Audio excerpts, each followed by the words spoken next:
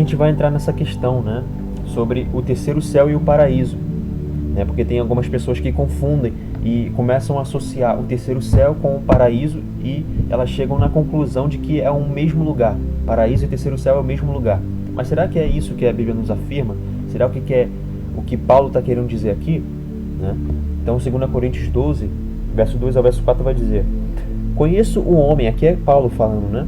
Conheço um homem em Cristo que há 14 anos, se no corpo, não sei, se fora do corpo, não sei, Deus o sabe, foi arrebatado até o terceiro céu. Foi arrebatado até o terceiro céu. Ponto. E sei que o tal homem, se no corpo, se fora do corpo, não sei, Deus o sabe, foi arrebatado ao paraíso, né? Aqui foi arrebatado ao paraíso e ouviu palavras inefáveis, de que ao homem não é lícito falar. Então as pessoas elas veem alguma semelhança nesse texto, né? Alguma semelhança entre o paraíso e o terceiro céu, e elas começam a associar. Mas ao lermos e analisarmos o texto, vemos claramente que Paulo ele não faz ligação entre os dois lugares, mas sim uma distinção, tanto que ele repete a expressão, se no corpo ou fora do corpo, não sei, Deus o sabe. Né? Ele repete essa expressão para as duas ocasiões, né? Justamente para distinguir, né, uma da outra. Então não há essa associação. Né? E se a gente for fazer uma leitura rápida, né? E a gente vai ver que, a gente vai ler, né? Conheço um homem em Cristo que há 14 anos, se no corpo não sei, se fora do corpo não sei, Deus o sabe, foi arrebatado até o terceiro céu. Ponto. Aqui finalizou o primeiro ponto. E aí, segundo ponto. E sei que o tal homem, se no corpo, se fora do corpo, não sei, Deus o sabe, foi arrebatado ao paraíso e ouviu palavras inefáveis. Né? Então, ele não está querendo fazer uma associação entre esses dois lugares. Porque se ele associasse, ia contradizer o resto da Escritura. Porque a gente vai ver que o paraíso, né, ou o seio de Abraão, o lugar de descanso, fica no Hades. Né? E o Hades fica debaixo da terra. Como que o paraíso seria no terceiro céu? O terceiro céu é lá em cima, né? Acima do primeiro céu que a gente tem aqui. E se ele associasse uma coisa com a outra, ia contradizer. Mas ele não associa e não se contradiz. Mas por conta dessa interpretação, as pessoas elas confundem o paraíso com o terceiro céu. Mas a gente vê aqui, somente pela leitura e analisando, né? Analisando e estudando, que não são as mesmas coisas, mas são coisas distintas. Né? Ele foi arrebatado até o terceiro céu e também foi arrebatado ao paraíso. Né? Foi arrebatado a dois lugares diferentes, distintos. Né? Então aqui a gente já entra, né, nessa questão dos testemunhos dos primeiros cristãos. Né? Aqui a gente vai ler documentos históricos, né? Documentos de pessoas que viveram muito perto do período dos apóstolos, do período do primeiro século, segundo século, período de Cristo, né? Que a igreja estava sendo formada ali. E a gente vai ver que é bem interessante a gente analisar os escritos desses primeiros cristãos, porque se a gente for ver, a partir do terceiro ou quarto século, é criada a Igreja Católica, e aí começa a entrar uma leva de heresia na igreja. Né? Mas no primeiro e no segundo século, ainda estava perto, né? Ainda estava perto das coisas originais que os apóstolos ensinavam, porque depois do terceiro, quarto século, aí começa a entrar um monte de heresia e começa a contaminar o evangelho. Mas no primeiro e segundo século tinha heresias? Tinha, mas não tinha tanto como no terceiro e no quarto século, e assim sucessivamente. E aqui a gente vê que eles estavam nesse período do primeiro e segundo século, né? E eles ensinavam, os ensinamentos dele estavam muito próximos do que os apóstolos ensinaram, né? Então eu não estou falando aqui para a gente levar em consideração, considerar esses documentos, esses livros, né, a patrística, como inspirados, né, mas são documentos históricos bem interessantes da gente observar e a gente saber o que eles ensinavam naquela época, né, o que estava em concordância, né? E aqui o livro de Irineu de Lyon, né, o Contra Heresias, né, tem em formato PDF, né? Se eu puder disponibilizar para os irmãos, eu vou disponibilizar. E vai dizer, né? E inclusive esse Irineu de Lyon, eu lembrei aqui agora, Irineu de Lyon, ele era discípulo de Policarpo de Esmina. Mas quem é Policarpo de Esmina? Policarpo de Esmina era um discípulo do apóstolo João. Então, olha só, Irineu de Leão era a segunda geração de discípulos depois dos apóstolos, né? Então, ele foi ensinado por Policarpo de Esmina, e Policarpo de Esmina foi ensinado pelo apóstolo João, né? Então, aqui a gente está se tratando meio que da elite da igreja, né? Dos mestres mesmo, né? E vai dizer: o Senhor ensinou clarissimamente que as almas não só perduram sem passar de corpo em corpo, mas conservam imutadas as características dos corpos em que foram colocadas e se lembram das ações que fizeram aqui na Terra e as que deixaram de fazer, né? E aqui quebra aquela questão, né, de que as pessoas afirmam que depois que a pessoa morre, a pessoa dorme, a pessoa esquece de tudo, a pessoa, né, fica num sono espiritual. Mas a gente vai ver, né, pela história do rico Lázaro, que inclusive Irineu de Leão ele vai citar aqui, né, que o rico, quando ele morreu, foi para o lugar de tormento, ele lembrava das ações que ele tinha, né, lembrou de Abraão, lembrou de Lázaro, né, lembrou dos irmãos dele, e Lázaro também, né, com certeza lembrava das coisas que aconteceram aqui na terra, né? E vai dizer: é o que está escrito na história do rico Lázaro, né? História do rico e de Lázaro, que repousava no seio de Abraão, no lugar de descanso. E nela se diz que o rico, depois da morte, conhecia tanto Lázaro como Abraão. Olha aí, conhecia tanto Lázaro como Abraão. Ele lembrou quem eles eram e que cada um estava no lugar a ele destinado, né? Aquela mesma questão, cada um vai para o seu lugar designado. O rico pedia a Lázaro, ao qual tinha recusado até as migalhas que caíam de sua mesa, que o socorresse. Com a sua resposta, Abraão mostrava conhecer não somente Lázaro, mas também o rico, e ordenava que os que não quisessem ir para aquele lugar de tormentos escutassem Moisés e os profetas, antes de esperar o anúncio de alguém ressuscitado dos mortos. Tudo isso supõe clarissimamente que as almas permanecem, sem passar de corpo em corpo, que possuem as características do ser humano, de sorte que podem ser reconhecidas e que se recordam das coisas daqui de baixo, ou seja, da terra, né? E que também Abraão possuía o dom de profecia e que cada alma recebe o lugar merecido, mesmo antes do dia do juízo. Olha aí o que eu falei. Esses lugares, lugar de descanso, seio de Abraão, lugar de tormento, são lugares provisórios. São lugares que as pessoas morrem, vão parar naqueles lugares ali, designados para elas, né? São provisórios, são temporários. E ali elas esperam o juízo, né? Aquelas que obtiveram a salvação vão ressuscitar na primeira ressurreição, né? No reino de Cristo, para o reino de Cristo, e os que foram condenados, eles vão ressuscitar na segunda ressurreição, que vai ser a ressurreição para o juízo. E aí se eles forem condenados, se eles não forem absolvidos, eles vão ser jogados no lago de fogo, que é o Guiena, que a gente leu também, que é o Guiena, que aí já é o lugar de condenação definitivo, que vai estar a besta, o falso profeta, o diabo, né? Então vai ser o lugar definitivo. Então aqui Irineu de Leão ele fala acerca disso também. Ele tinha também essa ideia, né? Então aqui prosseguindo para mais um documento histórico, né? Mais uma carta agora de Justino de Roma, né? Do diálogo contra Trifão. Ele vai dizer: digo então que as almas dos justos permanecem num lugar melhor, né? Lugar seio de Abraão, lugar de consolo, no Hades. E as injustas e más ficam em outro lugar, ou seja, um outro compartimento, né? No lugar de tormento, também no Hades, esperando o tempo do julgamento, né? Então aqui também favorece o que Irineu de Leão acabou de dizer, que a gente leu, né? Eles estão ali somente num lugar provisório, esperando o juízo, né? E então vemos que os justos ficam no lugar de consolo, ou seja, seio de Abraão, aquilo que eu acabei de falar, né? E os perversos e ímpios ficam no lugar de tormento, esperando o dia do juízo. São lugares provisórios, são lugares temporários. Aqui para mais um documento, né? Mais uma dessa questão. E agora de Clemente aos Coríntios, né? Também Clemente aos Coríntios ele foi companheiro de Paulo nas suas viagens, né? Ele até citado na Bíblia, em algumas partes.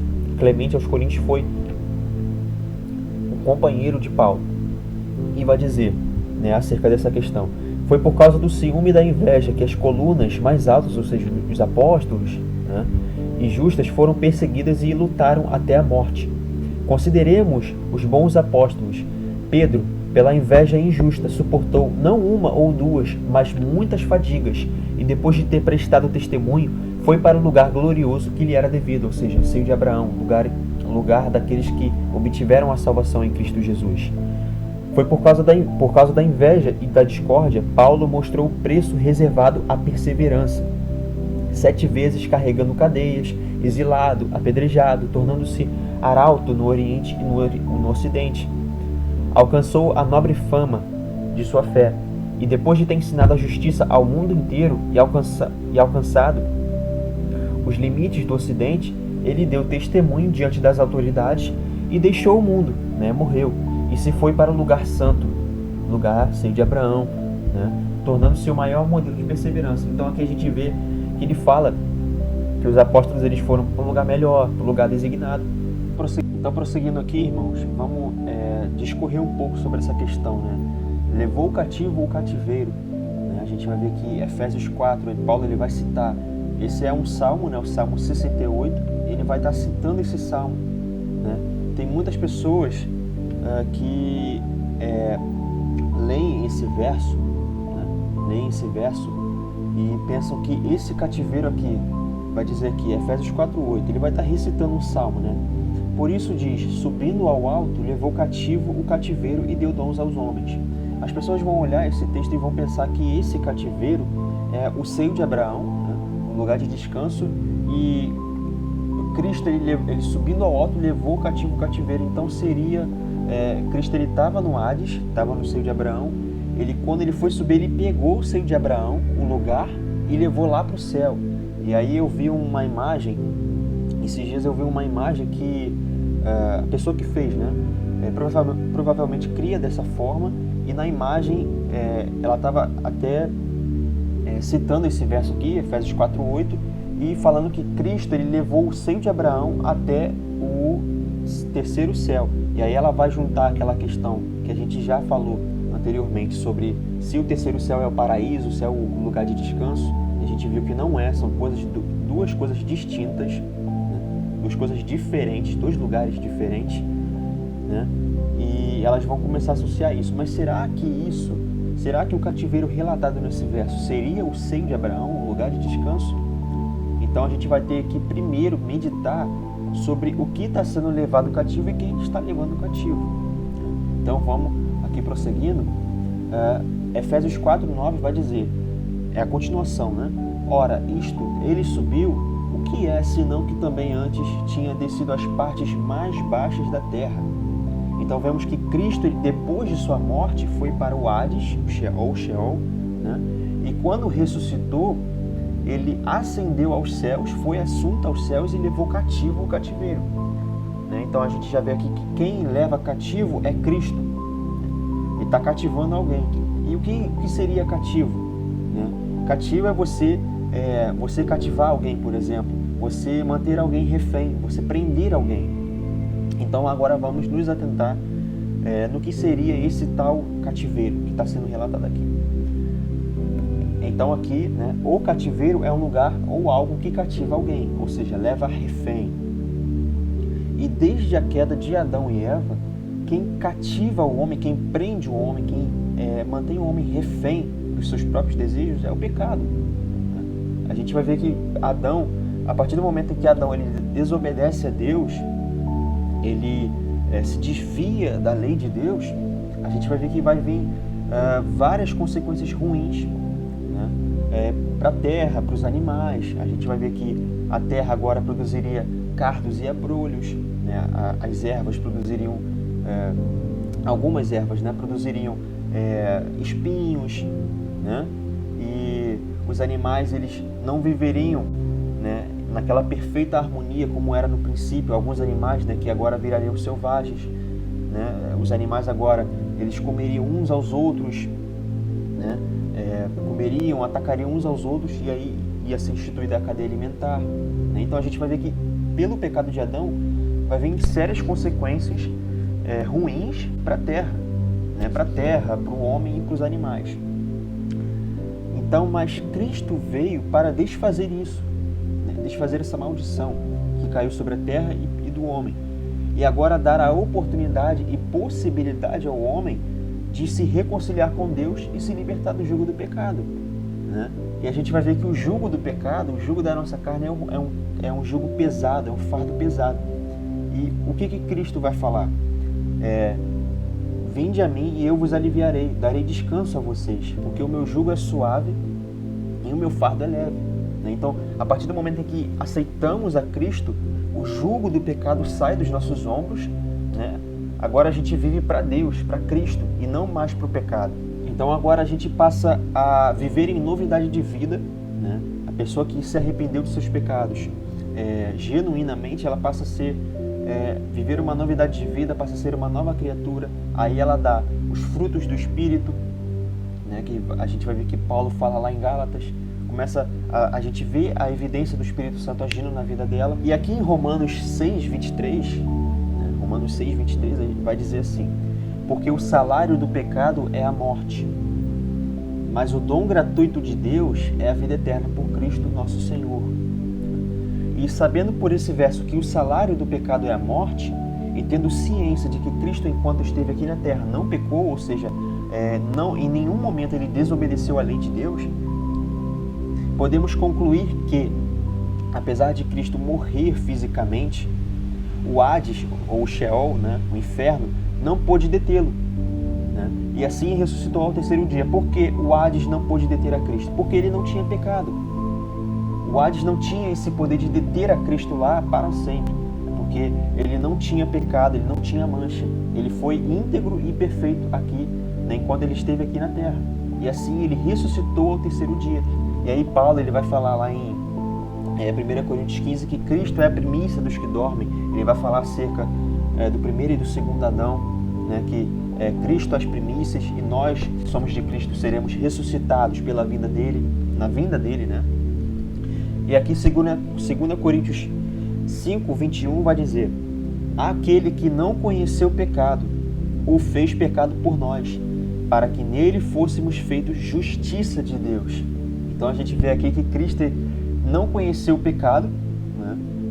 Não conheceu o pecado, e aí ele vai falar lá no Novo Testamento, agora eu não me lembro de cabeça aonde que vai falar isso, mas vai falar que Cristo, mesmo não sendo maldito, ele se fez maldição, ele se fez maldito por nós, né? A gente vai ver que lá na lei vai estar falando que maldito é todo aquele que é pendurado no madeiro. Então Cristo ele se fez maldito por nós, mesmo não cometendo pecado, mesmo sendo inocente. Ele vai falar, né, que ele mesmo dá a vida dele, para depois ele reassumir a vida dele. Então ele não conheceu o pecado, mas se fez maldição, se fez maldito por nós.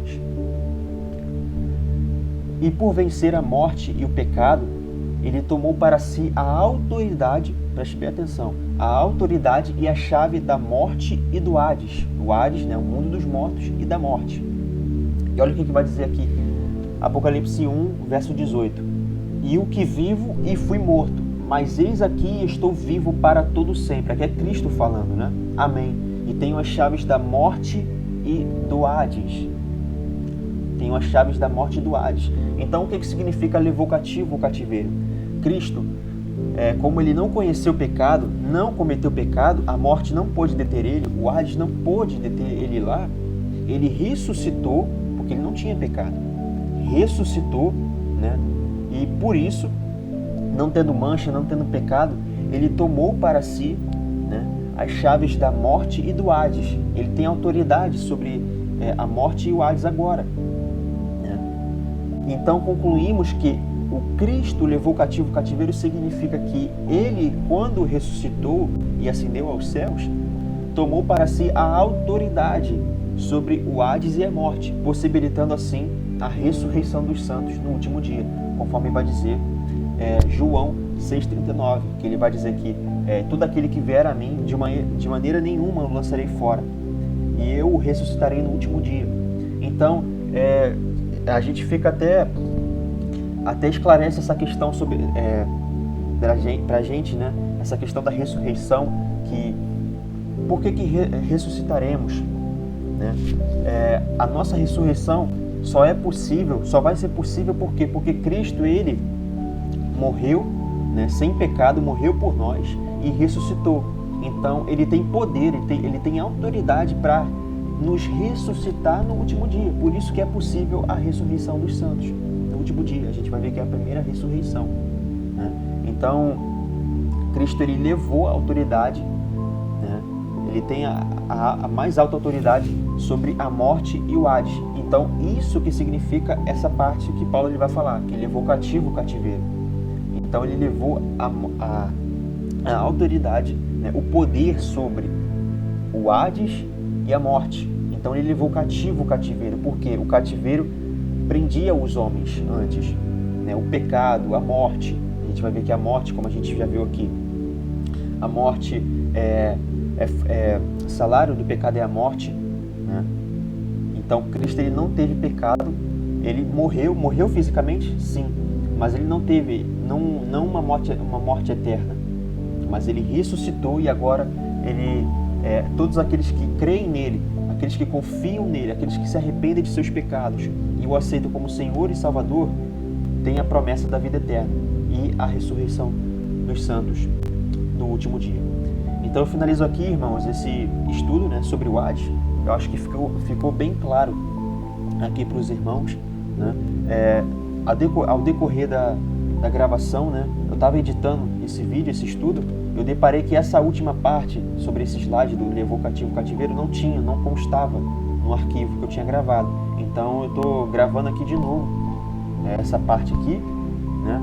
E vai ter alguns erros, né, na edição, alguns erros de corte, alguns erros que eu vou... Porque na gravação eu estava utilizando o microfone do computador, do notebook que eu uso, né?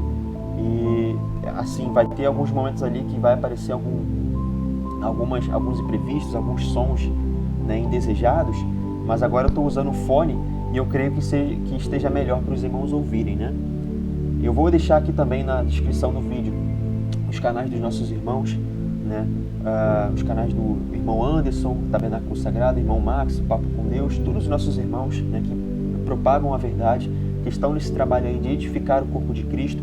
E eu vejo que nesses últimos dias que a gente está vivendo, é preciso a gente manter a unidade, a gente pregar a palavra verdadeira, porque assim, irmãos, muitas heresias têm surgido, muitas heresias que, assim, se a gente for bater o olho na Bíblia, não fazem sentido nenhum. E a gente tem que se levantar, a gente tem que falar a verdade, porque Cristo, ele nos constituiu, né, lá no milênio, a gente vai ser reis e sacerdotes. Então, o nosso trabalho de reis e sacerdotes, a gente já vai começar a sacerdotar as pessoas, né, aqui na nossa vida. Agora, a gente prega o Evangelho, a gente está sacerdotando, né, as pessoas. E é importante a gente pregar o Evangelho, não ficar preso a dogmas religiosos, dogmas denominacionais, coisas que não estão na Bíblia, né? Mas a gente estar preso somente à palavra, porque é ela que nos sustenta. Tá bom, irmãos? Fiquem na paz, deixe o seu like para o canal continuar a crescer, para que esse vídeo possa aparecer para mais pessoas. Compartilhem, né, com as pessoas que têm dúvidas sobre esse assunto, para que possa esclarecer a mente delas, né? Deixe o seu like, compartilhe e até o próximo estudo.